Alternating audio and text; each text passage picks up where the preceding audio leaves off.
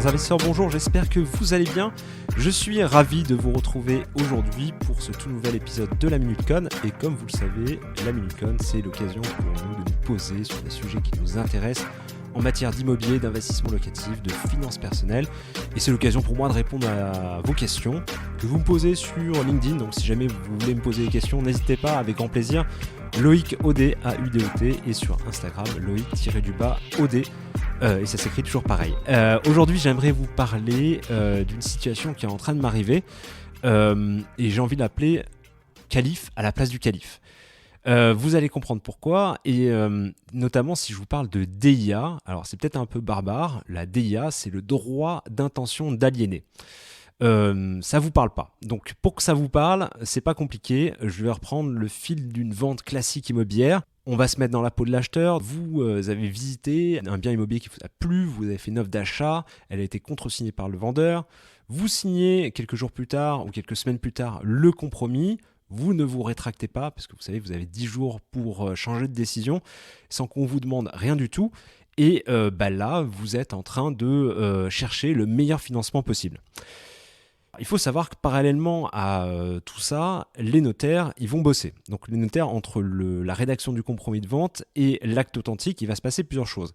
Ce que va faire le notaire, c'est déjà, il va encaisser l'indemnité d'immobilisation. Donc l'indemnité d'immobilisation, c'est une somme d'argent que vous allez verser en tant qu'acheteur, qui va être mis sur un compte séquestre, donc un compte bancaire du notaire. Il n'y a pas d'action faite sur ce compte-là. Et cet argent-là, qui représente en général entre 5 et 10% du prix de bien, et des fois zéro, ça dépend, notamment en région, c'est tout simplement une caution qui, si jamais vous avez un caprice, par exemple, au-delà des 10 jours de rétractation, vous dites, finalement, ce bien-là, j'en veux plus. Et par exemple, vous dites, à ce moment-là, je vais la jouer fine, je vais me faire refuser un crédit. Donc à ce moment-là, si ça se sait, si jamais vous ne jouez pas le jeu, c'est ce qu'on appelle le coût du caprice. Donc vous devez à votre vendeur 10% du prix du bien. Côté vendeur, qu'est-ce qui se passe entre le compromis et l'acte authentique ? Le notaire va demander un état de situation hypothécaire du bien. Si le bien se situe en copropriété, il y aura ce qu'on appelle l'état daté. Quand vous avez signé le compromis de vente, vous avez vu le pré-état daté. Donc il sert à quoi cet état daté ou ce pré-état daté ? Ce sont les mêmes documents. Il sert tout simplement à vérifier la santé financière de la copropriété, et je vous invite à faire vraiment attention puisque vous allez pouvoir voir grâce à ce document-là si entre le budget alloué à l'année et la réalité il y a eu un gap. Ça peut vous dire si oui ou non la copro elle est bien gérée ou pas, et si oui ou non il y a des mauvais payeurs. Et en parlant de mauvais payeurs, lors de l'état daté, donc au moment de l'acte authentique, si le vendeur n'est pas à jour de ses charges, à ce moment-là, le montant de ces charges-là non payées sera déduit du prix de vente. Qu'est-ce qui se passe ensuite ? Donc le notaire, il fait encore plein de trucs. Il demande à la mairie un certificat d'urbanisme. Il sert tout simplement à vérifier que le bien, il n'est pas grévé de charges ou de servitudes de nature à rendre le bien inutilisable. Donc en gros, qu'il n'est pas construit au milieu d'une route. Bon, ça paraît bête, mais on ne sait jamais, ça peut arriver. Donc là, il nous reste un truc. Et le truc, c'est justement le sujet de cet épisode. C'est que le notaire, il adresse également à la mairie la DIA, donc c'est le droit d'intention d'aliéner. Donc c'est un document CERFA qui est envoyé à la mairie et il sert à purger l'éventuel droit de préemption de la commune. Donc DIA, droit de préemption, je pense que vous avez à peu près compris, mais pour être tout à fait clair, je vais vous expliquer ce que c'est le droit de préemption. Donc il faut savoir qu'en droit français, la commune ou la ville, elle est tout à fait prioritaire légalement pour acheter le bien que vous convoitez à votre place. Normalement, la mairie, si elle le fait, elle doit avoir un motif légitime et sérieux qui répond à l'intérêt général. Exemple, construire des zones piétonnes, un parc, des logements sociaux, bref, quelque chose qui sert à l'intérêt général. Et lorsque le notaire, justement, il envoie cette DIA par lettre recommandée avec accusé de réception, la mairie, elle a 2 mois pour répondre et pour potentiellement vous court-circuiter en tant qu'acheteur, et vous n'aurez rien. Et vous savez qu'en tant qu'acheteur, vous n'avez aucune compensation financière. Alors certes, vous n'avez pas normalement engagé beaucoup de frais, pas d'inquiétude à ce niveau-là, mais vous avez perdu du temps, et le temps c'est de l'argent, donc naturellement vous avez forcément perdu un peu d'argent à un moment donné, mais rien de dramatique. Et dans les faits, réellement, vous n'avez pas forcément des recours, en tout cas pas facilement applicables. Et je vais m'expliquer. Dans la vraie vie, on va dire en droit, vous avez la possibilité de faire annuler la décision de préemption. Mais si vous commencez une telle procédure, il va falloir vous montrer très patient et surtout très chanceux. Vous avez la possibilité de saisir le tribunal administratif si, et seulement si, vous parvenez à démontrer que la mairie n'a plus pour objectif de réaliser une opération d'aménagement qui va dans le sens de l'intérêt général. Pour faire simple, la mairie, elle a 5 ans à compter du moment de la réalisation de la vente. Vous savez, cette fameuse vente que vous aurez normalement dû signer, et au final, c'est la mairie qui s'est positionnée à votre place. La mairie, elle a justement ces 5 ans pour déposer un permis de construire qui est lui-même consultable en mairie.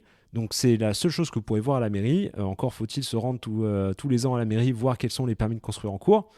Et si vous constatez la 6e année que la mairie n'a rien fait, à ce moment-là, vous êtes en droit de mener une action en justice. Et évidemment, j'ai oublié un truc. Le plus important, c'est que en parallèle, si le vendeur a fait la même action en justice, c'est lui qui est prioritaire sur vous. Donc oui, vous avez la possibilité de le faire. Dans les faits, est-ce que vous avez une chance de gagner ? Je ne suis pas certain. Et là, c'est intéressant de se poser la question de qu'est-ce qui se passe côté vendeur. Tout simplement, la mairie, elle peut, on l'a vu, acheter le bien. Elle peut l'acheter au prix ou renégocier le prix de vente. Renégocier, c'est à la hausse ou à la baisse. Elle se doit de formuler une offre d'achat dans les 2 mois, donc les 2 mois de la DIA. Et le vendeur, de son côté, il a également 2 mois pour répondre. Il peut soit accepter l'offre faite par la mairie, au-dessus ou en dessous du prix, demander à maintenir le prix de vente initial, donc celui qui a été inscrit dans le compromis de vente, ou il peut refuser. Et il a le droit. Mais il faut savoir que s'il refuse, la mairie, elle pourra saisir le tribunal et forcer la vente. De manière générale, qu'est-ce qui se passe ? La mairie, elle se porte acquéreur et elle doit régler tout ce qui est frais de notaire, donc elle se substitue réellement à l'acheteur et elle doit également payer les accessoires. Si par exemple il y a des frais d'agence, elle doit les régler à condition que ces frais soient inscrits dans cette fameuse DIA. Enfin, la mairie elle dispose d'un délai qui est un peu plus long qu'un simple particulier pour payer le prix de la vente. Donc en général, vous en tant que particulier, quand vous êtes acheteur, le jour de la vente, vous échangez la chose et le prix.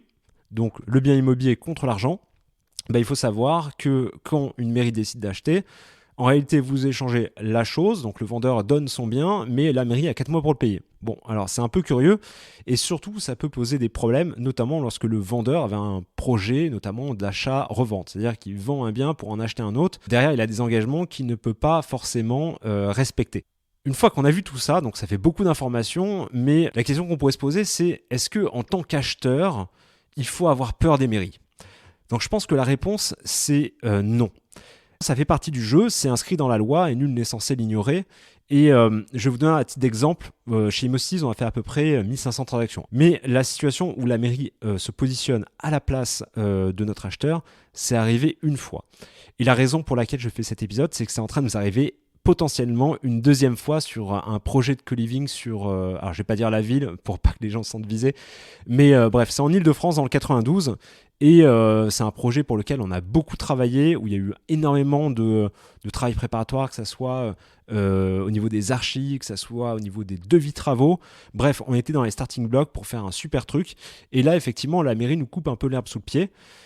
En soi, est-ce qu'on est déçu ? Oui. Est-ce qu'on en veut à la mairie ? Non, parce que ça fait partie des règles du jeu et on le sait. Si je peux vous donner des conseils là-dessus, donc quand vous partez en visite, il y a peut-être des signes. Si par exemple vous achetez en copropriété, il y a un peu de moins de risque. C'est parce que tout simplement la mairie, un appartement, elle ne va pas en faire grand-chose, ni une zone piétonne, ni à part un logement social, ça peut arriver, mais déjà ça limite un peu le choix. Si vous êtes en pleine propriété, si vous visez un immeuble ou une maison, naturellement, si le terrain de gauche et le terrain de droite sont vagues et constructibles, il faudra peut-être se poser des questions et voir ce qui se passe côté mairie. Si jamais vous voyez des habitations qui sont murées, laissées à l'abandon, ou si par exemple vous constatez qu'il y a des nombreux travaux de voirie, de piétonisation, de restructuration, typiquement ça peut être des signes qui pourraient laisser sous-entendre que la mairie a envie d'acheter le bien que vous convoitez. Voilà, écoutez, j'espère que ces conseils vous éclaireront par la suite. Faites attention à prendre avec des pincettes. une chance sur 750, ça ne doit pas vous empêcher de partir en visite, de vous positionner si vous avez la capacité d'endettement, si vous avez envie de réaliser un investissement locatif qui soit patrimonial ou ultra rentable, n'hésitez pas, hein, ça va pas, je ne vais pas vous faire peur, bien entendu. Voilà, j'espère que ça vous a plu et que ça vous servira. Si jamais il vous arrivait une situation similaire, n'hésitez pas à me le dire en commentaire. Et d'ailleurs, si vous avez apprécié cet épisode, une note 5 étoiles, vous savez, ça m'aide énormément. Il ne me reste plus qu'à vous souhaiter une excellente journée et je vous dis à très bientôt pour un tout nouvel épisode de Club Deal. D'ici là, portez-vous bien. Ciao.